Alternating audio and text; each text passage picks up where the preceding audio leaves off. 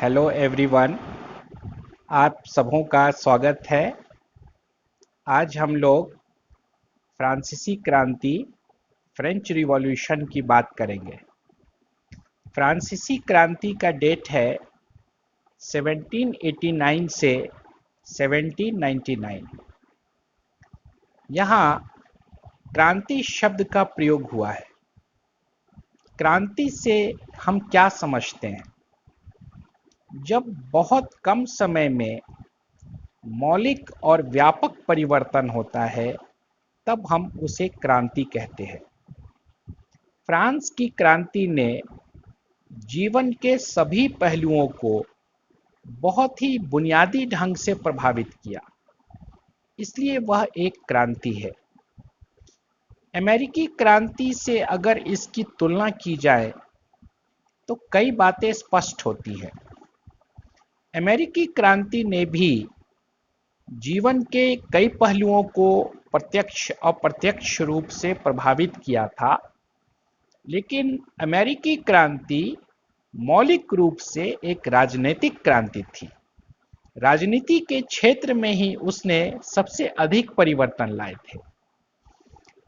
लेकिन फ्रांस की क्रांति राजनीतिक भी थी, सामाजिक भी थी, आर्थिक भी थी, सांस्कृतिक भी थी। नए तरह का संगीत भी तैयार हुआ, नए तरह का ड्रेस भी लाया गया, नए तरह की ग्रीटिंग्स भी अडॉप्ट की गई क्रांति के दौरान। तो फ्रांस की क्रांति एक बहुत ही प्रचंड क्रांति थी। और अगर अमेरिकी क्रांति ठंडी हवा का एक झोंका था, तो फ्रांस की क्रांति एक बवंडर था, एक तूफान था, एक स्टॉर्म था। फ्रांस की क्रांति के कारण क्या थे? पहला कारण था राज परिवार खुद। लुई 16 ठोस निर्णय लेने में सक्षम नहीं था। वह हमेशा डबल माइंड में रहता था और हमेशा कंफ्यूज्ड रहता था।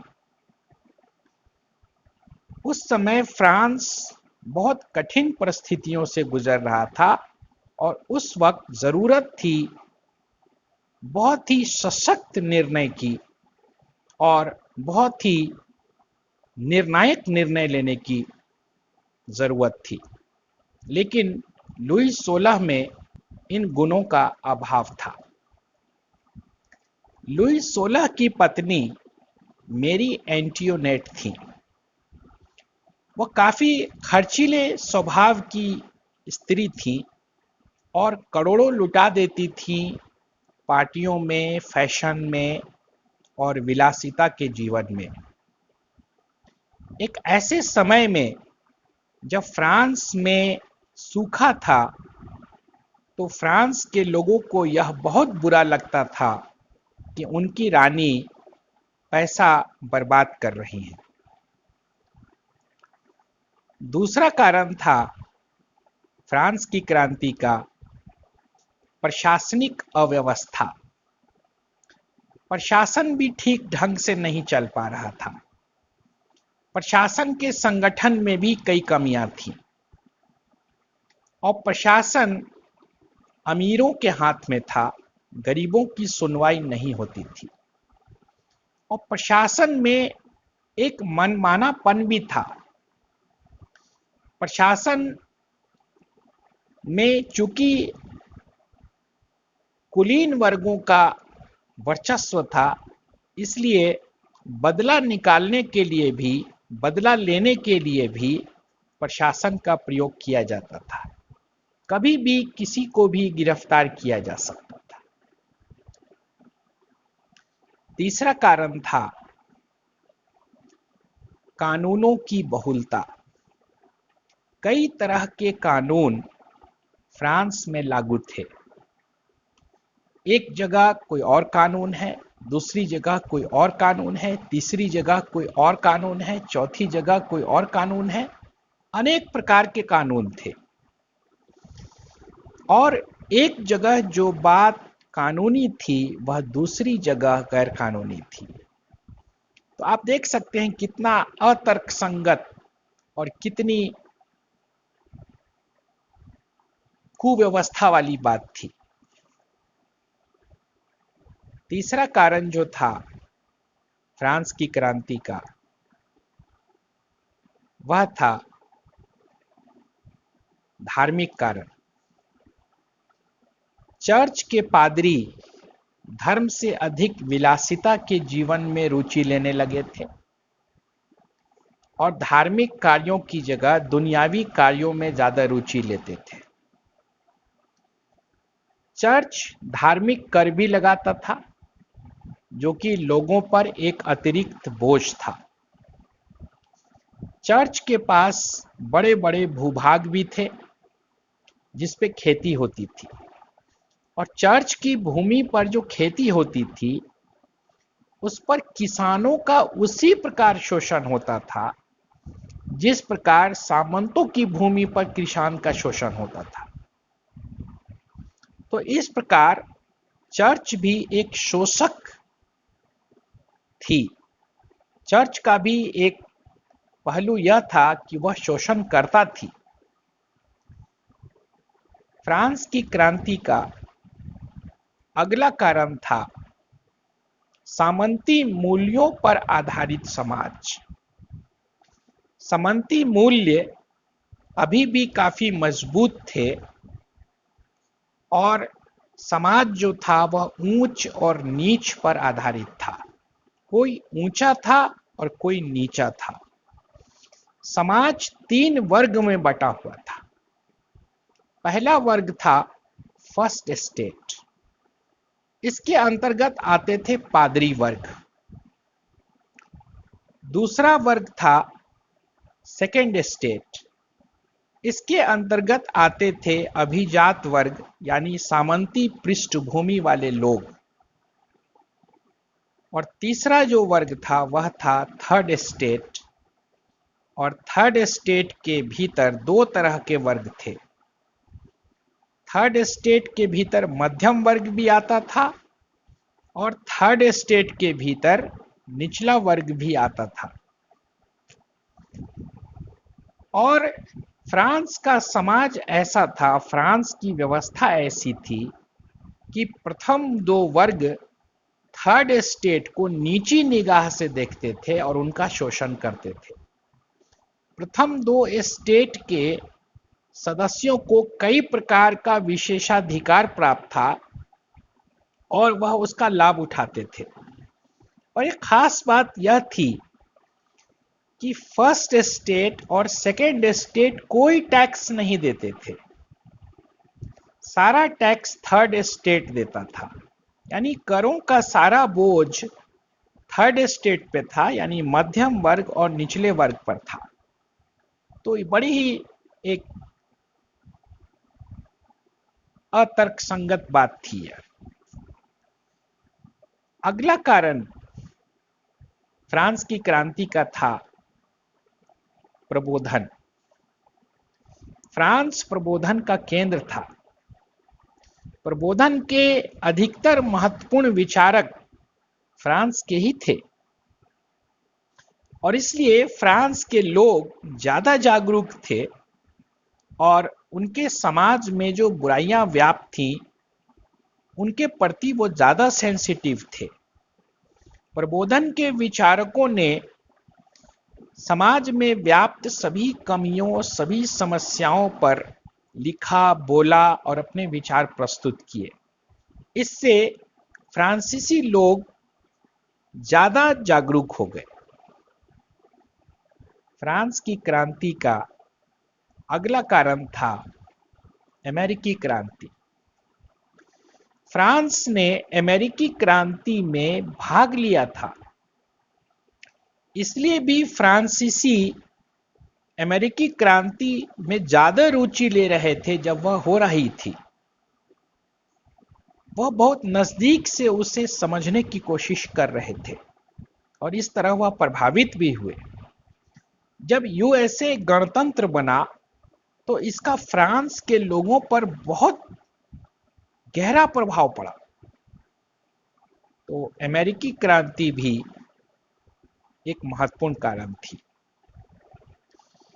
अगला कारण था आर्थिक संकट। फ्रांस ने पिछले कई दशकों में लगातार युद्ध लड़े थे और लगातार युद्ध लड़ने के कारण उसकी अर्थव्यवस्था चौपट हो गई और उसका राजकोष खाली हो गया। अब राजकोष खाली हो गया तो काम कैसे चलेगा, सरकार कैसे चलेगी, सैलरी कैसे देंगे, जनता के लिए जो थोड़े बहुत काम किए जाते हैं वो कैसे किए जाएंगे। तो एक बहुत बड़ा संकट था और लुई 16 को डिसीजन लेना था। अब लुई 16 करे तो क्या करे, तो लुई 16 के पास एक ऑप्शन था कि वह फर्स्ट स्टेट और सेकेंड स्टेट पर कर लगा दे, टैक्स लगा दे। तो अगर उन पे टैक्स लग जाएगा तो राजस्व की प्राप्ति होगी और आर्थिक संकट समाप्त हो जाएगा। तो लुई 16 ने प्रथम स्टेट और सेकेंड स्टेट के महत्वपूर्ण लोगों के साथ मीटिंग की और उनसे यह कहा कि वह अपने ऊपर कर को स्वीकृत करें, लेकिन प्रथम दोनों स्टेटों ने इससे मना कर दिया, कहा कि यह उचित नहीं होगा। अब लुई 16 क्या करता? लुई 16 के समर्थक हैं ये दोनों वर्ग, राजतंत्र और राजा दोनों के समर्थक हैं। राजा की शक्ति भी इनके समर्थन के कारण है, तो राजा उन्हें नाराज भी नहीं कर सकता है। तो इसलिए लुई 16 ने टैक्स नहीं लगाया, लेकिन संकट तो बना हुआ है, समस्या तो अभी भी है। अब राजा क्या करे? तो मजबूरी में लुई 16 ने संसद को बुला लिया और संसद जब स्थापित हो गई तो लोगों ने रुचि लेना शुरू कर दिया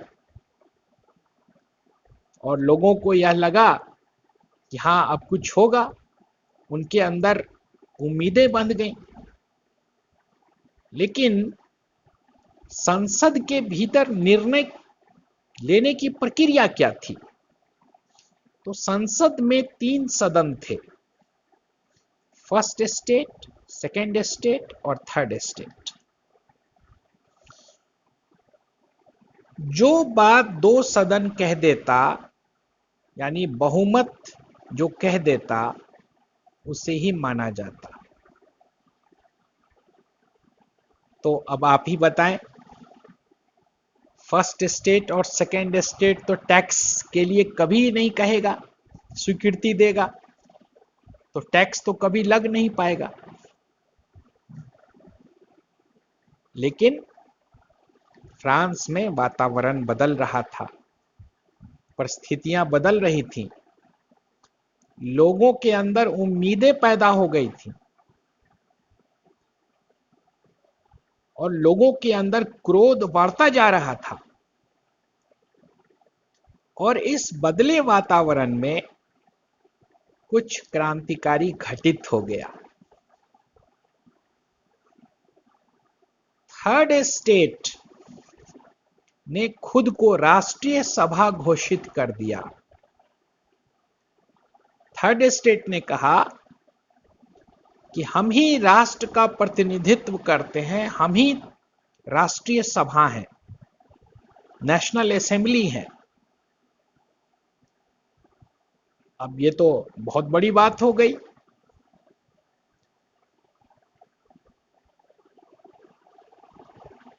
राजा के लिए भी बहुत बड़ी बात हो गई।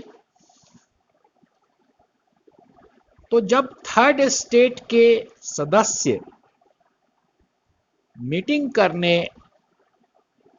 हॉल में पहुंचे, हॉल तक पहुंचे, राजा के महल में ही एक हॉल उनके लिए दिया हुआ था मीटिंग करने के लिए, लेकिन इस बार जो वह हॉल तक पहुंचे तो सैनिकों ने उसे वापस कर दिया और कहा कि हॉल बंद है। तो थर्ड स्टेट के सदस्य क्रोधित हो गए और बगल में एक लॉन टेनिस कोर्ट था, वह वहां चले गए और वहां जाकर हाथ उठाकर उन्होंने शपथ लिया कि जब तक फ्रांस को हम एक संविधान नहीं दे देंगे तब तक हम शांत नहीं बैठेंगे। और इसे कहा जाता है टेनिस कोर्ट की शपथ। और इसी के साथ फ्रांस की क्रांति शुरू हो जाती है। टेनिस कोर्ट की शपथ के साथ ही फ्रांस की क्रांति शुरू हो जाती है। बहुत बड़ी बात कही गई थी शपथ में कि जब तक फ्रांस को एक संविधान नहीं दे देंगे तब तक शांत नहीं बैठेंगे। तो राजा क्या कर रहा है? तो राजा का कोई मतलब नहीं है। और लुई 16 ने सेना को आदेश दिया कि वो तैयार रहें, कभी भी कार्रवाई की जा सकती है। तो सेना अपनी तैयारियां करने लगी। यह बात पेरिस में फैल गई कि राजा तैयारी कर रहा है, वह हमें कुचल देगा।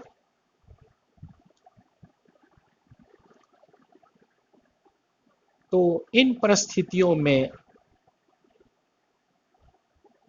भीड़ ने कहा कि हम लड़ेंगे, हमारी अपनी सेना होगी, हम जनता से अपनी सेना बनाएंगे। और उसी समय एक सेना का निर्माण किया गया और फिर कहा गया कि हथियार और गोला बारूद प्राप्त करने के लिए वह बास्तील का जो किला है उस पर कब्जा कर लेंगे। बास्तील का किला राजा के शक्ति का एक प्रतीक था। और फिर भीड़ बास्तील के किला की ओर चली गई और वहां फायरिंग भी हुई, सेना की ओर से लोग भी मारे गए, लेकिन अंततः बास्तील के किले को कब्जा कर लिया गया। इस घटना को विश्व इतिहास में फॉल ऑफ बास्टील यानी बास्तील का पतन कहते हैं। यह 1789 की बात है। और जैसे ही बास्तील का पतन होता है, पूरे फ्रांस में जगह जगह विद्रोह होने लगते हैं और विद्रोह तीव्र होता चला जाता है। और फिर लोग, जनता सामंतों पर आक्रमण कर देती है, सामंतों को टारगेट करती है, उनकी भूमि को छीना जाता है, उनके जो दस्तावेज थे उन्हें वो जला देते हैं और पूरा एक क्रांतिकारी वातावरण एक बन जाता है।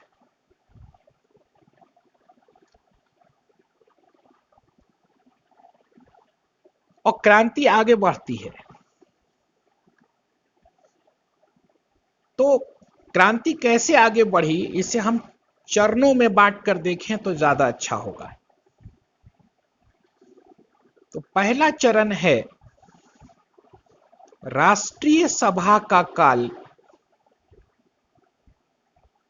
जिसे संविधान सभा का काल भी कहते हैं, क्योंकि राष्ट्रीय सभा ने ही संविधान बनाने की बात कही थी। इस प्रथम चरण का डेट है 1789 से 1791। इस चरण की शुरुआत कैसे होती है वो हम देख चुके हैं कि जब थर्ड स्टेट खुद को राष्ट्रीय सभा कह देती है। दूसरी बात क्या होती है, टेनिस कोर्ट का शपथ होता है। और तीसरी बात क्या होती है, बास्तील का पतन होता है। और चौथी बात क्या होती है, जनता सामंतों और भूपतियों पर हमला कर देती है। अब राष्ट्रीय सभा कई कानून बनाती है और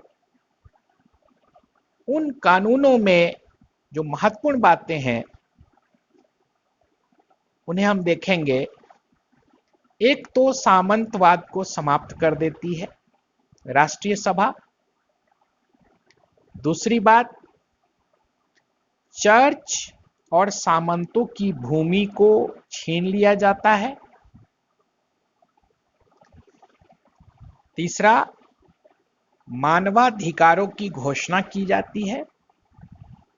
या कहा जाता है कि मनुष्य के कुछ ऐसे अधिकार हैं जो मौलिक हैं, उन्हें छीना नहीं जा सकता है। और इसी काल में फ्रांस की क्रांति का नारा दिया गया, लिबर्टी, इक्वालिटी एंड फ्रेटर्निटी, स्वतंत्रता, समानता एवं बंधुत्व। उसके बाद राष्ट्रीय सभा ने चर्च पर पूरी तरह अपना नियंत्रण स्थापित कर दिया और राष्ट्रीय सभा संविधान बनाने के काम में भी लग गई। और कुछ समय बाद राष्ट्रीय सभा ने यानी संविधान सभा ने एक संविधान बनाया। इस संविधान में जो राष्ट्राध्यक्ष था वह राजा था, लेकिन उसके पास वास्तविक शक्ति नहीं थी। वास्तविक शक्ति एक परिषद के पास होती, जिसके सदस्य वोटिंग के द्वारा चुने जाते। यानी इस नए संविधान ने एक संवैधानिक राजतंत्र का निर्माण किया। फिर राष्ट्रीय सभा के इस काम के बाद क्या होता है कि दूसरा चरण स्टार्ट होता है। दूसरे चरण में चुनाव होते हैं, जैसा कि संविधान ने कहा था, चुनाव होते हैं और कार्यपालिका परिषद चुनी जाती है। और उसकी जो बैठक होती है कार्यपालिका परिषद की, तो सबसे सामने बीच में राजा बैठता था, क्योंकि राजा राष्ट्राध्यक्ष था। यह अलग बात थी कि उसके पास वास्तविक शक्ति नहीं थी।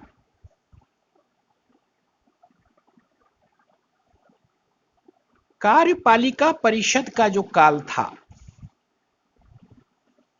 उसमें एक महत्वपूर्ण बात घटित हुई। वह था क्रांतिकारी युद्धों की शुरुआत। फ्रांस का कहना था, क्रांति का कहना था, क्रांतिकारियों का कहना था कि यह क्रांति केवल फ्रांस के लिए नहीं है। इस क्रांति के आदर्श स्वतंत्रता, समानता और बंधुत्व केवल फ्रांस के लिए नहीं है, बल्कि पूरी मानव जाति के लिए है। इसलिए फ्रांस में ही क्रांति को सीमित नहीं किया जाएगा, बल्कि अन्य देशों में भी क्रांति लाने का प्रयास किया जाएगा। वहां क्रांति के विस्फोट की परिस्थितियां तैयार की जाएंगी। लेकिन अन्य देश जो थे वो क्यों पसंद करेंगे इसे? अन्य देश के राजा और सामंत तो डरेंगे।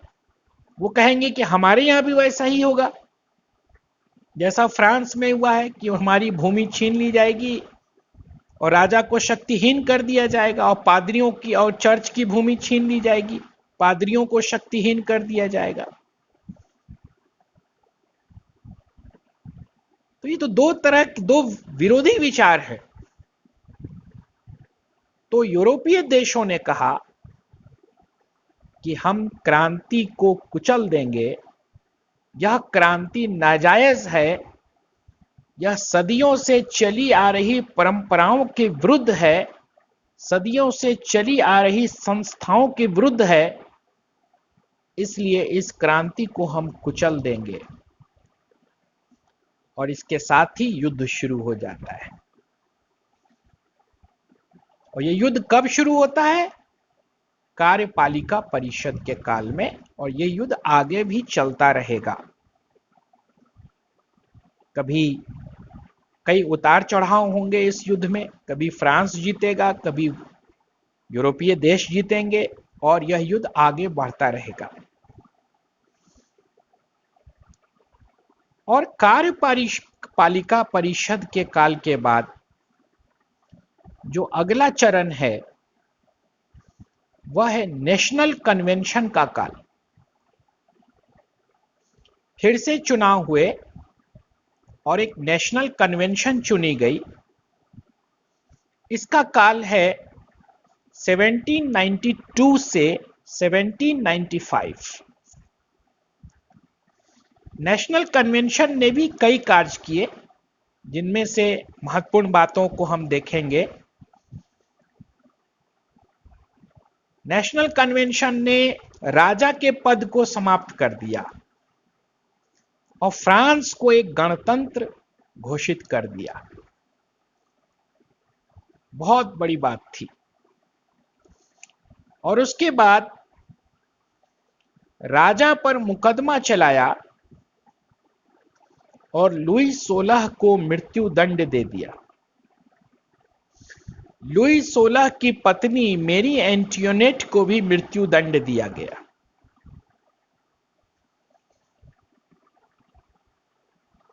नेशनल कन्वेंशन ने एक महत्वपूर्ण कार्य यह भी किया कि माप तौल के लिए ग्राम, मीटर और लीटर इस सिस्टम को अपनाया। दुनिया में पहली बार ग्राम, मीटर और लीटर सिस्टम को यहीं अपनाया गया था।